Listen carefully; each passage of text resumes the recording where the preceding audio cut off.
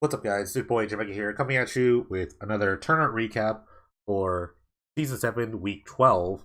The Saturday tournament was won once again by Smashing Centaur piloting his Hermit Druid Rainmaker deck. This is his third win. I think it's his third win with this deck, so, the deck's no joke. He's becoming the Hermit Druid master here.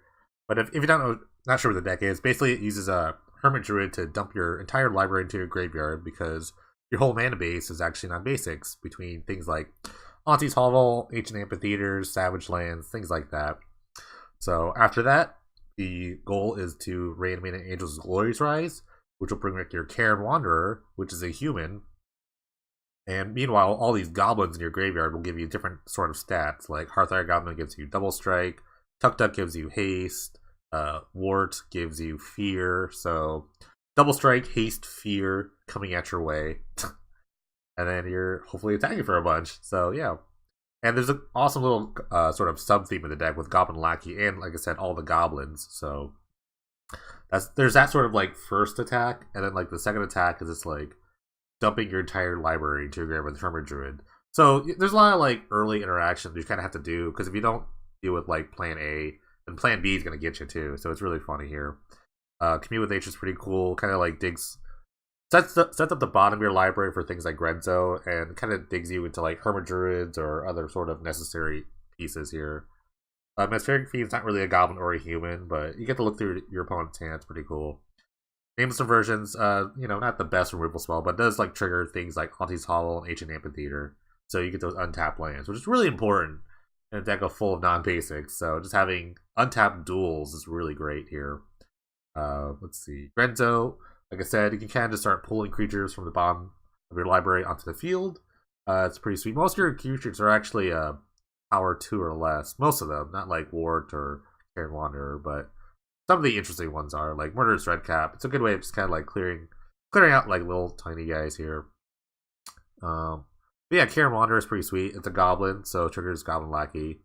It's a giant, so it triggers Ancient Amphitheater. And it's a human, so it gets the Angels of Glorious Rise. Changeling is crazy. Changeling is a crazy thing, huh? Dread Return is the way you kind of reanimate everything. Once your whole libraries in your graveyard, this is pretty much going to get you there, especially with a Haunted Dead, the one of Haunted Dead here. Even if you have like an Angels of Glorious Rise and like a Dread Return in your hand, you can just discard it with the Haunted Dead. Or like other things, like if you have a Karen Wanderer. I really want to see 2 in here, but I don't know, maybe it hasn't found the room for it. Or in any case, like, if it's not broken, why would you fix it? Not really like bad that you don't have 2, but I think it'd be better if you had 2. Because what if this is in your hand and you can't really go off? It's a really weird, awkward moment. Sideboards, mostly like Haterade filled cards. Sphere of Law for the red decks, Light of Day for the black decks.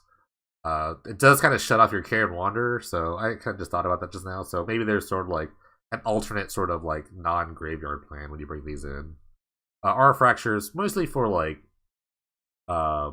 things like Teferi's Moat, say a card, Animate Dead. It kind of just shuts down like World Warger. So just having this in the field is really like a threatening piece against World Gorger Dragon. You just hit the Animate Dead while it's on the stack here, or not it's on the stack. Well, the trigger is on the stack for Animate Dead. War Priest is another way of beating, fighting through like a Teferi's Moat, things like that. You can reanimate with the Angels of Glorious Rise, and you can kind of fight through, kill that. Also, if you bring in Light of Days, I guess you can kill your own Light of Days, so you can get through with the Karen Wanderers. So I guess there's that. Seal Cleansing, like I said, more disenchant effects. Single Furnace for the Graveyard Heat, and along with the Naturalize for a net can of the disenchant effect. Radiant Flames for the smaller creatures.